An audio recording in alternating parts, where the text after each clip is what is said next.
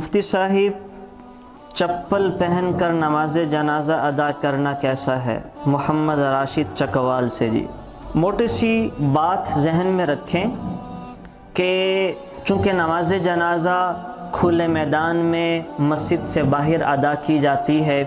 اور نماز جنازہ میں سجدہ بھی نہیں ہوتا، تو اگر کسی شخص کے جوتے بالکل پاک ہیں، کوئی نئے جوتے مارکیٹ سے لے کر آیا ہے اور اسے پتہ ہے کہ بالکل پاک ہیں، میں کسی گندگی والی جگہ سے نہیں گزرا اور میرے جوتوں پر گندگی بھی نہیں لگی ہوئی ہے، تو بغیر کسی مضائقہ کے اور حرج کے جوتے پہن کر نماز جنازہ پڑھنا جائز ہے۔ اس کے ثواب میں ذرا برابر کمی نہیں آئے گی، بالکل جائز ہے۔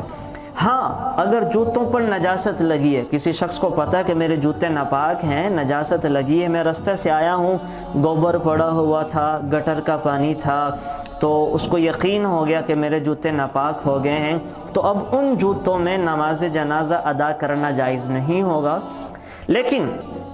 اگر کسی شخص کے جوتے ناپاک ہیں، نیچے سے تلوے ناپاک ہیں، اس کو پتہ کہ جوتے ناپاک ہیں، اور وہ جوتے نکال کر جوتوں کے اوپر کھڑا ہو جاتا ہے، جو میں نے پہلے بتایا وہ جوتے پہنے ہیں۔ اگر کسی کے جوتے پاک ہیں، نیچے سے بھی کوئی گندگی نجاست نہیں لگی ہے، تو بوٹ ہو گئے، چپل ہو گئے، پہنے نماز جنازہ ادا کی جا سکتی ہے، کوئی حرج اور مضائقے کی بات نہیں ہے، تو میں بتا چکا ہوں۔ لیکن اگر کسی کے جوتے نیچے سے ناپاک ہیں، تلوہ جیسے کوئی آیا گزر کے نیچے گوبر، کوئی گندگی غلاظت پڑی ہوئی تھی، اس پہ پاؤں رکھا گیا، تو اب وہ آیا ہے اور کسی پارک میں نماز جنازہ ادا کر رہا ہے جو نیچے سے گیلا ہے، اور یا سردی کی وجہ سے وہ جوتے نہیں اتارنا چاہ رہا، مٹی کی وجہ سے نہیں اتارنا چاہ رہا، تو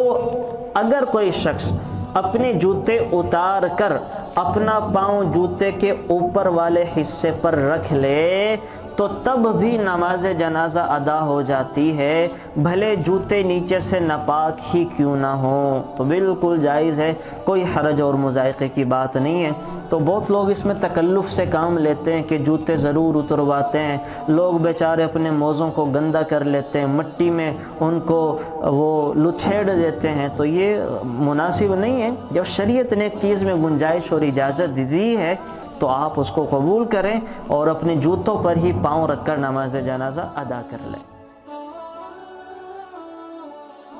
Thanks for watching. Please subscribe, like, share Mufti Sufyan.